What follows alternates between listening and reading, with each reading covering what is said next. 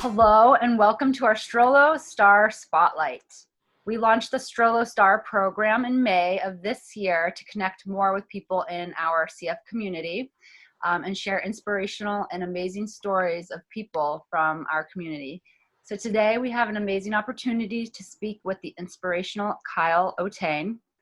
My name is Julie Wen, and I'm here today with Brian Callanan, who is the founder and executive director of the CFLF, which stands for the Cystic Fibrosis Lifestyle Foundation. Brian, can you please introduce yourself and share a little bit about why you started the CFLF and the work we do? Absolutely. Yeah. Thanks, Julie. And Kyle, thanks for joining us today. The CF Lifestyle Foundation, I think really was always a part of me growing up. And as I developed and established my life with cystic fibrosis and being active, being in the outdoors, and finding sports and activities that I was passionate about was such an important part of my dealing with CF, both physically and emotionally, mentally. So as I realized that later in life, it became important to me that that element of living with cystic fibrosis and living with CF successfully was a more emphasized aspect of dealing with CF. So in 2003, I incorporated the organization and kind of figured out my way of how to do fundraising. And in 2006, rode my bicycle down the East Coast from Canadian border in Maine to Key West, and raised about $60,000. That was the funding we started to help provide start to provide help to the CF community through recreation grants. And this idea of recreation grants was something that I developed through personal experience. And during the time when I was coming out of college and still struggling financially, and but also wanting to pursue the activities that contributed so much to my lung health and also to my mental health and my long-term trajectory of life with CF, there was a financial struggle there. And there was oftentimes that I couldn't afford a gym membership or a ski pass or the things that I was passionate about, but did have cost associated with it. And so building a program that could be a resource to the CF community, as I learned more and more people had the same struggle. And CF is a very expensive disease to have, whether it's the insurance and the co-pays of medications or the supplements that go along with it, or the high calorie diet that's needed with it. There's a lot of cost associated with it. And oftentimes recreation is seen as an extra or a secondary cost that when money is tight, that can be the first thing that's cut out of someone's budget. And so we never wanted cost to be a barrier for someone to be able to access the activities and exercise and recreation that would drastically improve their quality of life, regardless of how long their life would be. And so in 2007, we started awarding $500 recreation grants. And here we are 12 years later, we've awarded about 1,400 recreation grants and about $750,000 of assistance throughout the United States, and now also branching into Canada. So pretty excited that there's been such need and having the opportunity to help the CF community so much. So I'm so glad I've known Kyle was one of our earliest applicants. I think 2009 was the first time we awarded a grant to Kyle.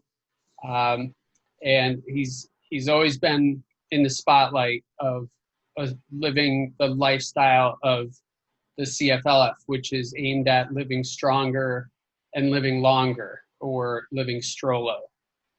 So really excited to have this opportunity to put the spotlight on Kyle and talk a little bit more about your life and how the CFLF has impacted you and just where your life with CF is headed.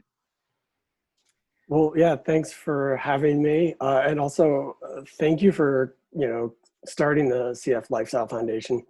It has been crucial, to say the least, to my health. I'm not even sure I'd still be alive if it wasn't around, because it's given me the opportunities to box and to work out at times where I was sick and couldn't afford it. And I think those things have gotten me through extremely difficult times in my life and gotten me to a point where I feel healthy now. And that's very much because of your guys' work. So thank you for what you do. Absolutely. Thank you for doing the hard work. You're welcome.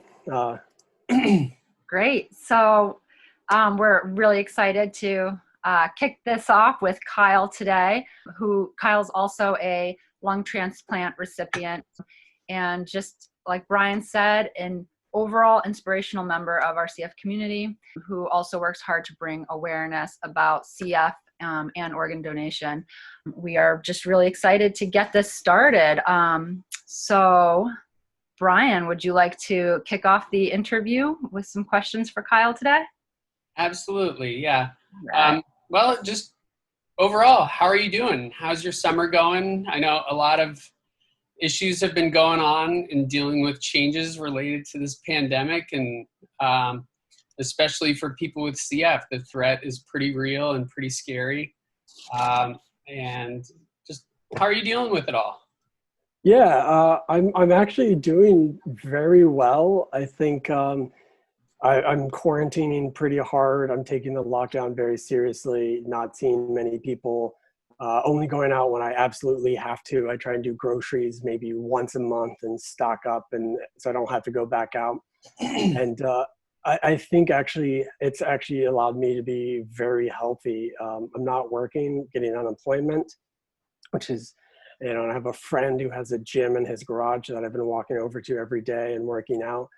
And it's given me a chance to really, really focus on my health, working out every day uninterrupted by work or social life. I'm able to get plenty of sleep. I'm able to maintain my, hydrating. And I think just overall, it's sadly to say been very good for my health. I think being immunocompromised from the transplant medication, I tend to pick up little bugs here and there just from being around out and about. Nothing really serious, just, might get something for a day or two and then recover. But, it'll happen maybe once or twice a month. But I've noticed since I haven't been around anybody, my immune system has been great and I haven't had any health issues. So as far as health goes, I've been doing really well, and I've been trying to be as productive as possible with this time. That's great. Kyle, what or who inspires you? A couple of years, I want to say like in 2009, I was watching Star Trek, and I remember seeing Anton Yelchin for the first time in a movie and hearing his like nasally raspy voice and thinking to myself, this guy sounds like he has cystic fibrosis. And at the same time having the same thought, like, oh no, that's not possible. How would somebody with CF be able to achieve something so like ambitious? And then, a couple years later, a friend of mine who works in casting was like, oh, my friend Anton Yelchin has cystic fibrosis. And my mind was literally just like, what? Really? And I have always found his life to be an inspiration. He lived so fully, so creatively, and I think it has given me hope that my own dreams and ambitions are actually possible and doable, because he kind of broke that ceiling, and it's given me hope that I can do something like that. So yeah, I would say Anton Yelchin was a very positive influence to me. Awesome. Thank you. Absolutely. So important to have role models, especially when dealing with chronic illness and not knowing what your mortality or lifespan looks like. So Kyle, you and I grew up going to the same CF center in New York City. I was, I think, just about 10 years ahead of you. So there were some folks there that I think I knew that were no longer there when you were coming through. But one of them was a doctor that was treating patients long before the infection control policies and multi-resistant bacteria. But he was a doctor who also had CF. And like how eye-opening that was to me of, that even living with this disease, that really you can do anything you really set your mind to. And he was probably, I remember him taking my brother and I to the weight room in the hospital and teaching us, like, we're 6, 7, 8 years old, teaching us like not only how to lift weights, but how to feel like your rib muscles expanding and like intercostal muscles. And so tying that element of exercise into healthy living with CF, so important, having those role models that really, like you said, open your mind, blow your mind, and completely broaden your horizon. Yeah, absolutely. I think that's crucial. Just having someone to look up to and be like, okay, it's doable, it's possible, I can do something, it gives you more hope than if you feel like you have to do it all on your own. Mm-hmm. Absolutely. So what would you say are your focus sports or activities? How do you stay active with CF? I think growing up, I did a lot of martial arts. I did Taekwondo. I did boxing for most of my 20s.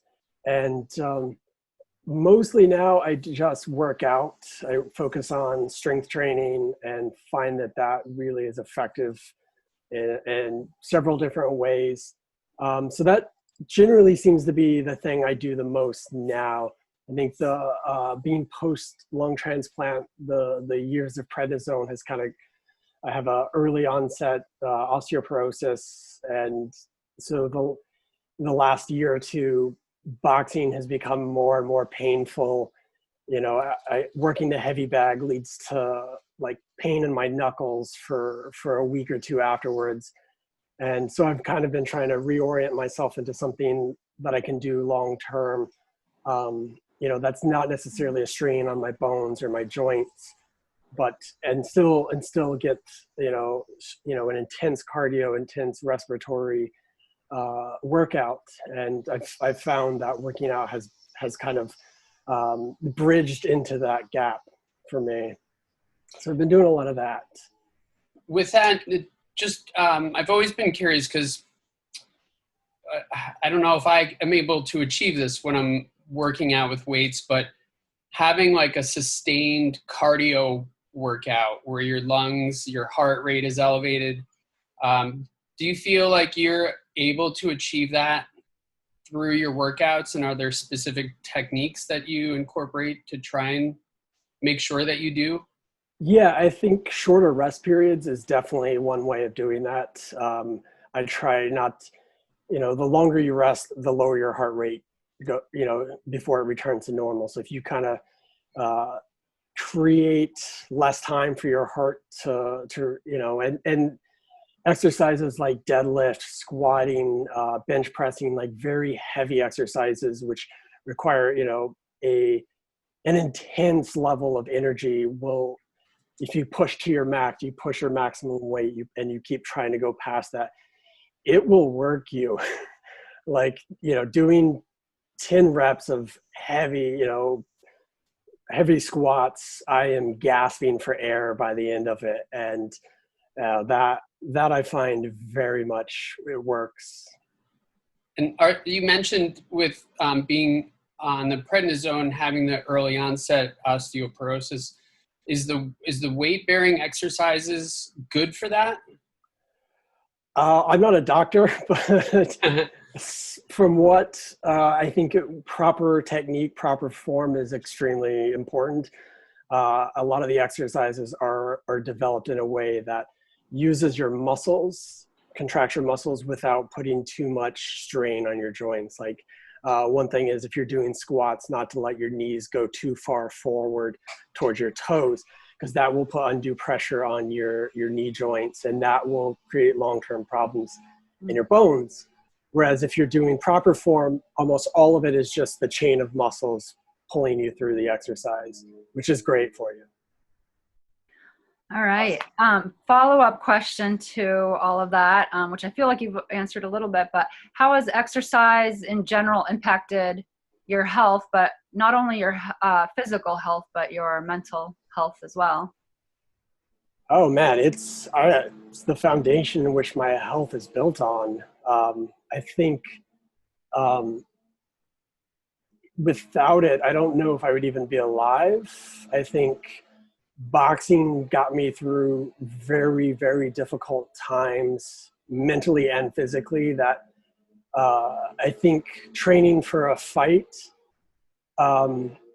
is essentially, in a way, mentally preparing you for struggles that you'll have with CF. As your lung functions decrease, as you get closer to transplant, as you get sicker, there's a lot of overlap with boxing and just running out of oxygen and pacing yourself and feeling pain and pushing through that. And I think that gives you a mental fortitude to endure something that you really don't want to endure, but you have to. And I think that's part of the reason why I'm still alive. And after that, with working out, I think building muscle, and you get a release of dopamine after every exercise, after every workout. You feel better about yourself. You feel less likely to have depressing thoughts. And I think as you see results, as you start to build muscle, you start to feel better about yourself, physically, like, oh, okay, I don't feel like I look like a sick person anymore. And that gives you confidence, that gives you everything mentally. So I think I feel like you can never, exercise is never you can never say too much good about exercise. In terms of CF. I think it is one of the most important things to living and being healthy. Nice. Thank you. Great. Couldn't agree more. So I understand that you're now 8 years post-transplant. Can you tell us a little more about that experience and how your life has changed since transplant? The transplant was tough, but I'm very glad I got through it. My life is night and day compared to pre-transplant. Everything was a struggle before the transplant. I was constantly getting sick, constantly. No matter what I did, no matter how hard I worked, I'd still end up sick in the hospital. And there was nothing I felt like I could do to get over that. And then since the transplant, I feel like I have a normal life. I have the ability to have a social life, to have to career ambitions, to really pursue things that were very much limited by constantly being hospitalized and having to start over. And it's been great. I don't know if I could have done it sooner. That would have been awesome. But it's been amazing just to have, I feel like, a life that's not constantly tied up and constantly doing medications, just constantly micromanaging your health and not seeing results. I think and that becomes mentally draining. It becomes mentally difficult because you're doing everything right and you're why is this not working? What's wrong with me? And it's creates a lot of negative mental health components to it as well. And post-transplant, you do the right things, you see the results, you stay healthy. It makes you feel better. It makes you feel good mentally. You're less likely to be depressed. You're less likely to have those negative thoughts because you're doing well. You're staying healthy. And, it's nice to feel like a normal person. Thank you. Absolutely. So it sounds like exercise is one of these things, but what are some other ways, and how do you stay positive with so much negativity in the world and so much going on, and how do you stay focused and stay positive?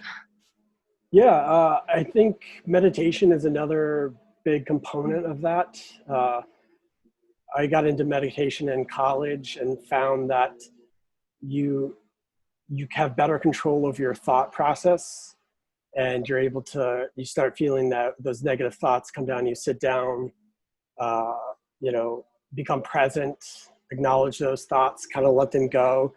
And I think that's a big component to feeling, to staying positive, is to address those through meditation. And also I ride a motorcycle, Oh, and that is like probably one of the greatest natural antidepressants. I feel like doctors should just prescribe people weekly motorcycle rides, because you can't get on a motorcycle and not just suddenly feel alive and flooded with dopamine. And it's, you know, I've had days where I've just in a negative mood and I just got on my bike and rode, and within seconds, like all those negative energy and depression was just gone. I was just like, oh, this feels great. I'm alive. It's, you know, the wind, it feels great. And I think that is a very underrated tool. awesome. I would completely agree. I've got my motorcycle license. I don't own a motorcycle, but when I do go on rides with friends, it's so much of that element of being forced into the present moment. And like, you have to be completely aware of what's directly in front of you as well as all your surroundings. But there's no time to be thinking about what bills are due, or, you know, what people are thinking of me, or Exactly. for me, that's also been the same element that I found so valuable in sports like skiing or cycling, that it's that focus of really just the moment in front of you, and I guess being present in the now. That Absolutely. helps, You ride, you helps. know, I know you ride bicycles a lot, and, you know, I used to do that around New York. That's how I got around, was on a bicycle. And I always joke that like bicycles are the gateway drug to motorcycles. You get, you get a little fix of that feeling of like, oh, I'm just on two wheels, just moving, feeling the world around me. Next thing you know, you want more, and then you know, end up getting a motorcycle and take it to the next level. But yeah, definitely, you know, you're very similar with cycling. Absolutely. I'm not like, I've never actually been on a motorcycle. Do you do like off-roading motorcycle stuff too? Uh, Not with my motorcycle, but I have done dirt biking. Or I'll dirt go up north and rent dirt bikes and go, you know, go around the desert riding, which is also another great way to feel good. Yeah, that sounds amazing. Yeah, I recommend it. Everyone should try it. Yeah. For sure. All right. So the other thought I had while you were talking about like the element of cycling and motorcycle riding is, there's also like such awareness about the forces of nature, whether it's going around a corner and finding your balance with centripetal force, or having wind coming at you from the front, or wind behind you carrying you along.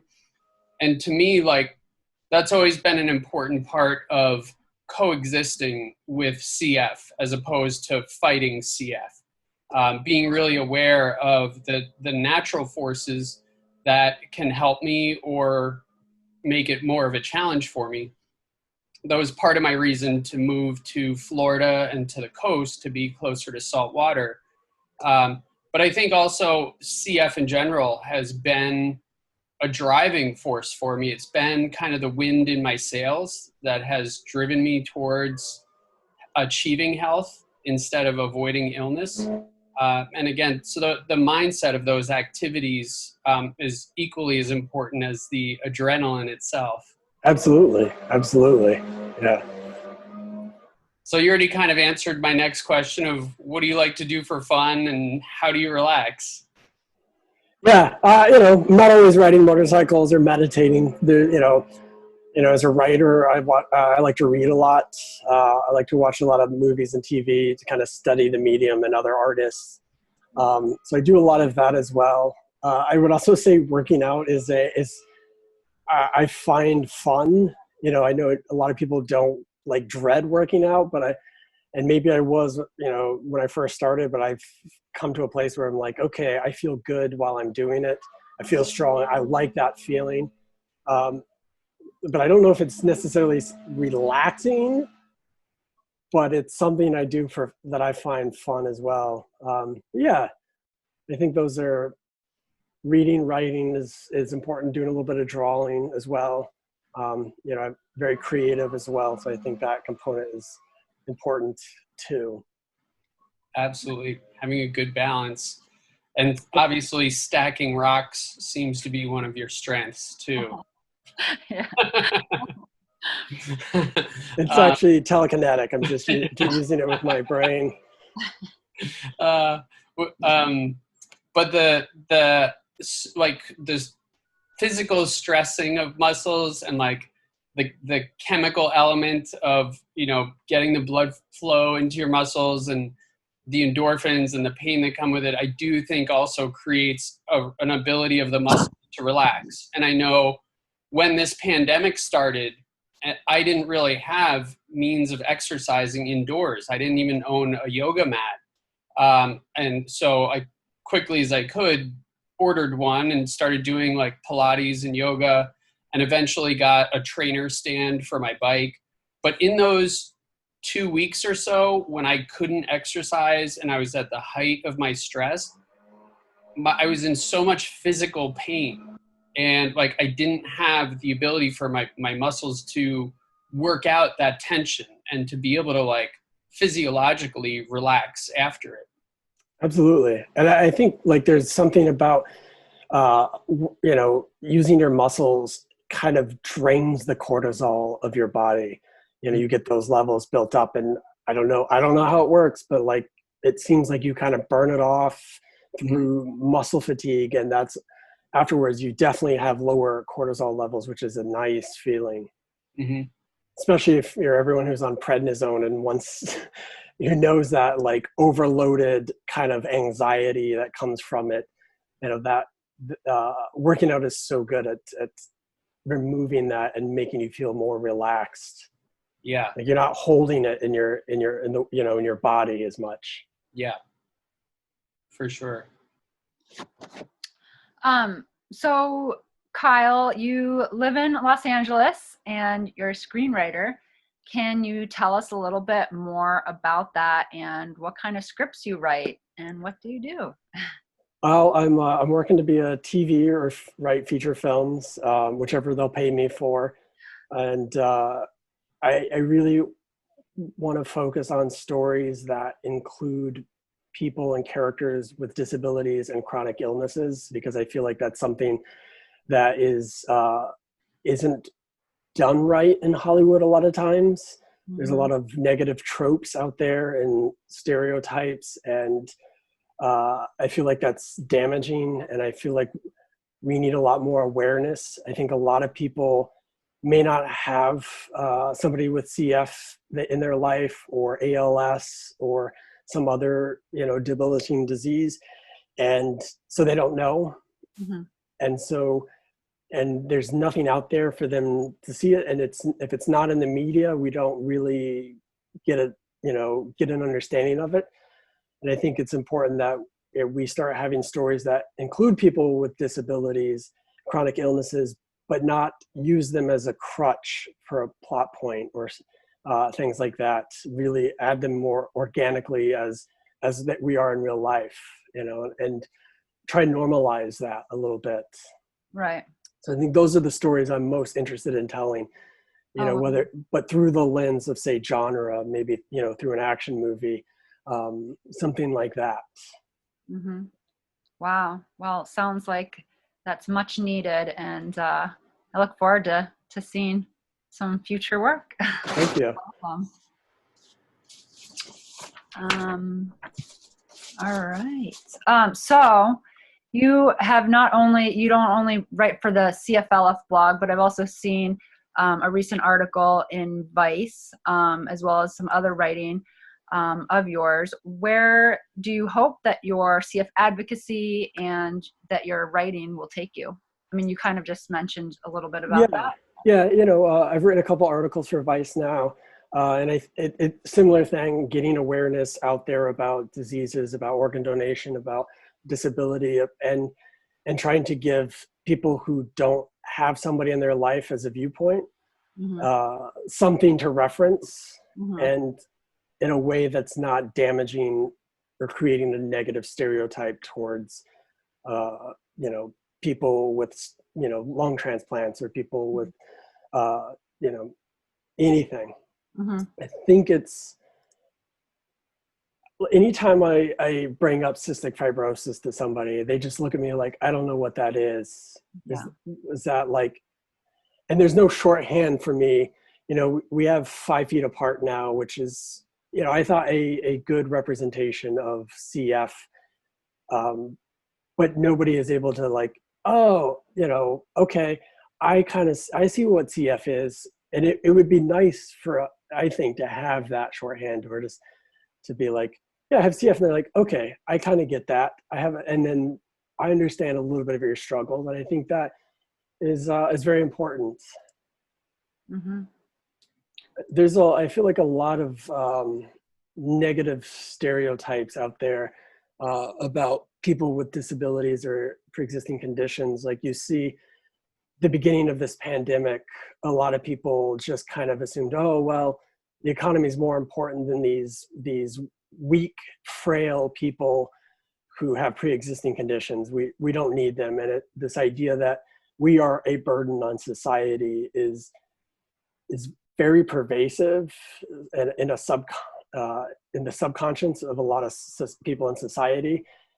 And I think that's really damaging to the way we are viewed, and into our own, psychology of being seen as inferior by most people and not being recognized as like, okay, I'm equally capable as you. I just have more to deal with. And I think I want to do my part to undo those stereotypes and kind of get people, through stories. Journalism is a great way to get into someone's head with ideas and stats and figures and facts. But I think writing and fiction and stories will bring people along for that in an emotional way and allow them to feel what that's like, as opposed to just being an outside observer, which I think is extremely important. Yeah. If somebody can feel your struggle, that's a lot better than just knowing about it. That's powerful. That's such a great point.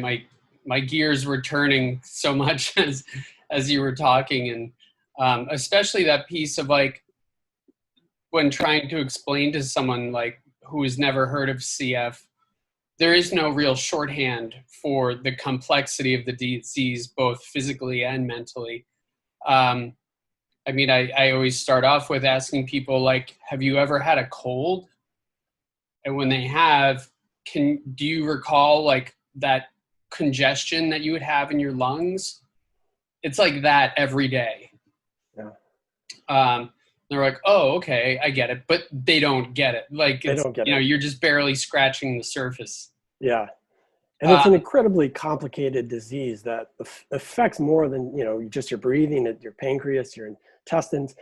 And then ultimately that affects your identity. It affects you mentally, your mental health. It affects your social life. It can be extremely alienating and lonely and cause, it can be hard to make friends. And it just kind of pervades your life in an invisible way and affects everything, even if you don't want it to. And especially with the element of pain into the equation, and how exhausting that can be physically. And trying to explain all that in 30 seconds to somebody is just impossible. It's like you need a whole novel or a full movie just to give you a hint of what it's like. Right. Wow. So what drives you to share your story and to raise awareness about cystic fibrosis and organ donation? And how do you think that sharing that story impacts others? I think it goes back to the first question, about who inspires you. And the way Anton Yelchin inspired me to dream big and go for something incredibly ambitious, I think also living my life in a way that if I can also do it, hopefully that will empower someone else to do the thing. And, if we keep empowering each other, we all raise up together. We all, beat this disease. We all achieve what's beyond our, supposed limits. And I think it's important to share that growth with people in the community to help them grow as well. Yeah, and hopefully some people will tune into this interview after and be inspired and help more people. So yeah, thank you for sharing that. Yeah. What are you looking forward to in general and achieving in the future? What are your future goals? I would love to see a change in Hollywood in representation of disabled and chronically ill. I think that, if you watch the Oscars, there's a huge push to, the Oscars So White campaign about bringing diversity, and yet the stage is not handicap accessible. So it's like a clear sign that everyone's welcome, but people who have mobility problems, not you. Or, Right. You don't have people with chronic illnesses up there. You don't have people who have disabilities, visible chronic or visible disabilities up there. And it's really hard for many people out there who are struggling with these things, and like not having that reference point to be like, oh, look, someone like me is up there doing that, which is, again, that's what Anton Yelchin was for me. He is that representation of anything is doable. And that is so important. And I would love for Hollywood to be more inclusive. And that's what I really am looking to achieve in the future. Well, I look forward to seeing that. That's amazing. Thank you. Absolutely. So I just wanted to share some photos of you and throughout your life, and maybe have you give a little context and explanation about the photos. Great. This won't be embarrassing at all. It never is. It never is. We won't throw any surprises in there, though. So this was a photo. I worked for a PR company that represented the film Parasite and towards their award season push and trying to get an Oscar. And I got to go to the Oscar party after it won. It was wildly lit, so exciting. Everyone was like, like at one point I looked behind me, James Cameron was standing in line with me, and I was just like, well, what is going on? And I got to wear a suit, which was really exciting, and it was cool to be a part of that. And like they had the most impressive photo booth I've ever seen in my life. Like, I do not look that good in person, but they just like photoshopped it and made it look like a Vanity Fair cover. And I'm just like, that's what I was just gonna say. It looks like Vanity Fair. And it's a replica of the poster of the movie. It's like they basically rebuilt the set from the movie poster. I gotta say, it definitely catches my eyes of like how GQ and like great you and your girlfriend look, yet there's like a beach ball and mannequin legs in front of you. Yeah. Nice little twist. Well,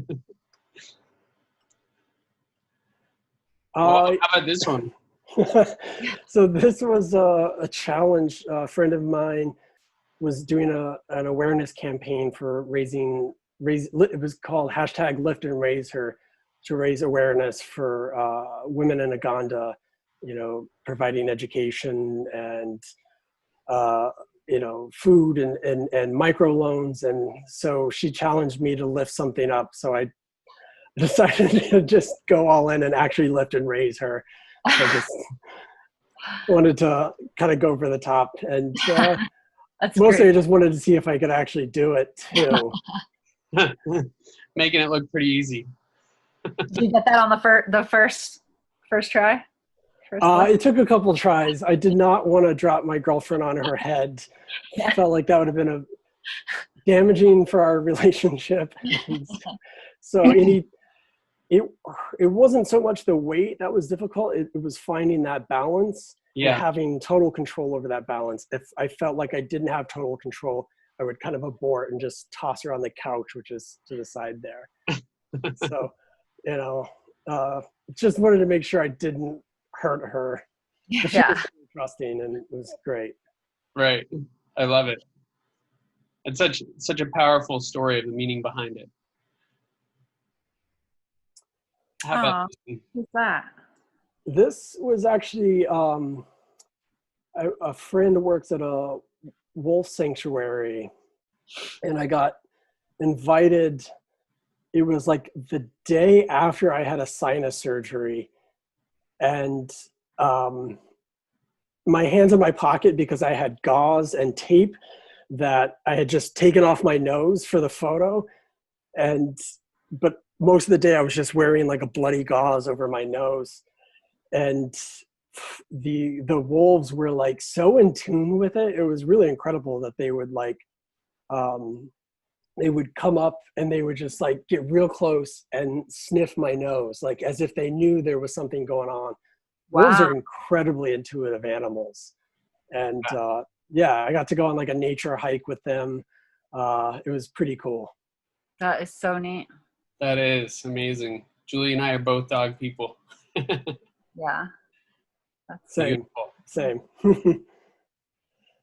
Well, tell us about this. So we got invited to a pre-screening of 5 Feet Apart on Valentine's Day.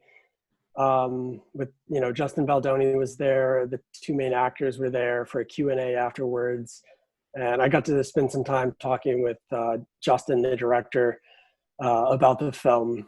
And yeah,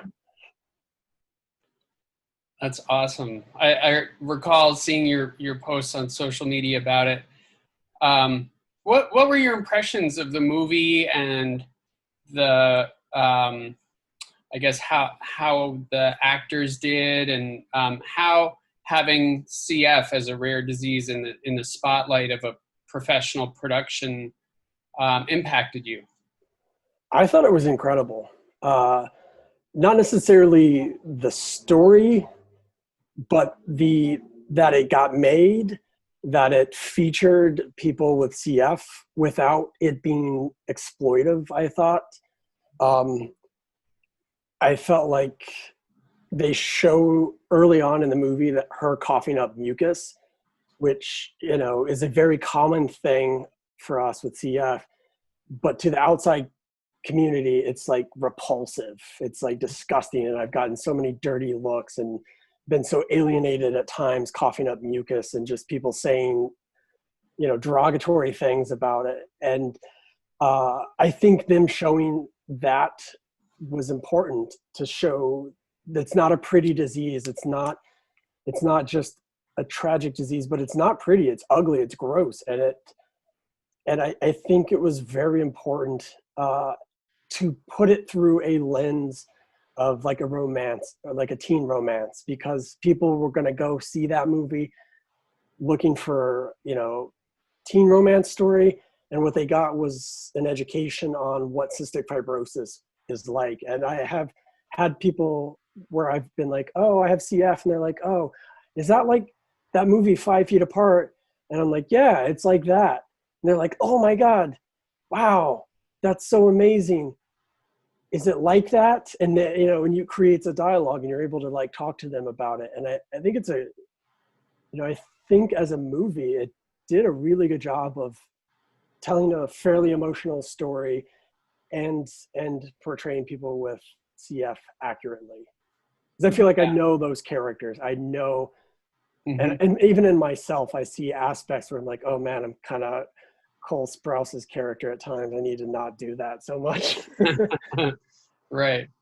With the Q&A session afterward, was there discussion at all about how the actors and actresses were personally affected by such an intimate experience working in representing this disease? Like, I'm sure it opened their eyes in terms of the understanding of it, but was there anything that struck you about how their experience impacted them?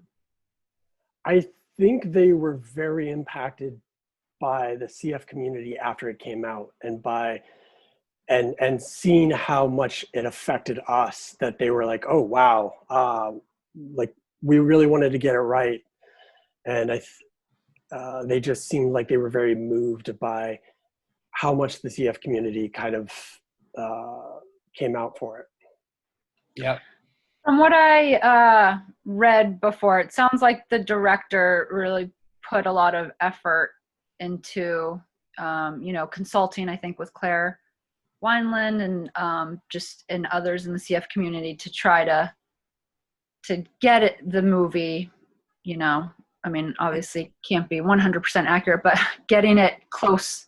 Yeah, that's the problem with screenwriting, is balancing storytelling and, real life. I think there was like a quote somewhere where like, anybody who scuba dives is going to watch a scuba diving movie and be like, that's not right. Yeah. Because the story requires certain things that you kind of have to, if you just made a movie about CF, it would be a documentary and people wouldn't come out and watch it because you'd be preaching to the choir. You have to kind of reach out into genre, which is people go to escape and be entertained, and you kind of slide that in under the radar, and they're expecting to see a romantic comedy, and next thing you know, they're feeling what it's like to have CF, and they're feeling those fears and those insecurities and those concerns, and they're getting an emotional reaction to that, which is extremely important. And so I think it is difficult to appease everybody who has CF. It's never going to happen. But I think the best you can do is try and accurately portray it. And I think with the characters, the facets of those characters are people I know with CF. I know those people, and I know them in myself. I think even at the trailer, my girlfriend is like, you're kind of the Cole Sprouse character, aren't you?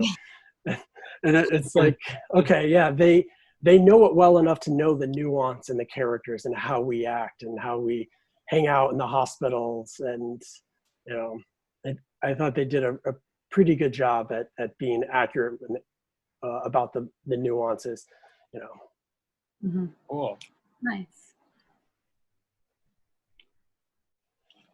This is just another day at the gym. I did. Yeah. Nice. Yeah, I like to go surfing. It's I don't have a surfboard, but I live in LA, so a lot of times I'll rent one and I'll go out. And this was up in Malibu. Oh, nice. It's really nice.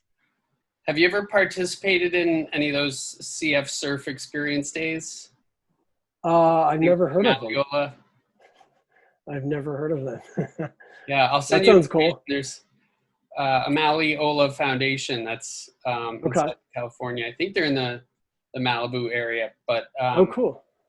They have CF experience days that it's very focused on introducing and educating on the importance of salt water in CF. Yeah, definitely. But that's a beautiful shot. Thank you. That's me and my girlfriend just at the beach out for my birthday.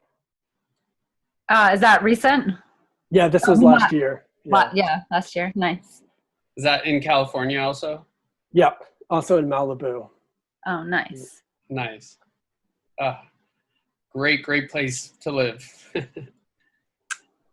Wow. This was a photo I took while working out to post on Facebook when at the beginning of the pandemic, when a lot of people were starting to be like, I don't know, like maybe we should just get, herd immunity. Maybe we don't really need to worry about, it's just for old people and people with pre-existing conditions. And I think a lot of that comes from this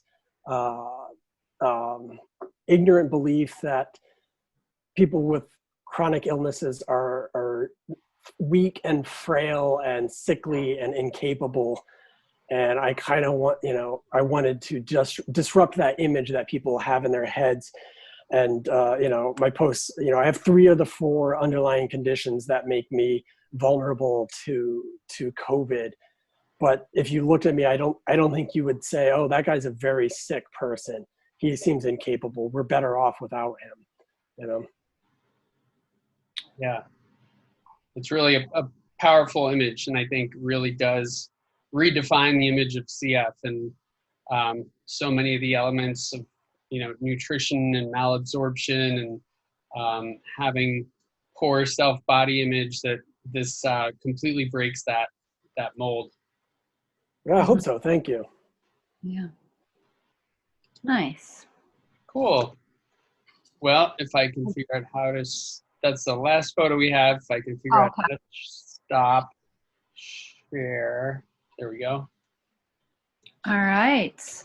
Well, that concludes our interview. That was amazing. Thank you, Kyle, for sharing so much with us. Yeah, thank you guys for inspiring. Chatting with me is really nice. And thank you guys again for everything you do to help us, live longer and stronger. Absolutely. Well, you are the example of why we do what we do, and to see how successfully you are living with CF is true testimony to that it can be done. And while there's always recognition that there's always genetic and environmental elements that defines how many breaths we have, it's the quality of those moments that take our breath away, and making the best quality of life of the time that we do have. So I thank you for being an inspiration and a model of doing just that. Mm-hmm. Well, thank you. Thank you. All right. Well, we look forward to reading your next article and content and seeing your next production. And really thank you again for your time, Kyle. Yeah. Thanks, Yes. guys. Thank you. It's good to see you. You All too. right. Bye-bye. Take care. All right. Bye-bye.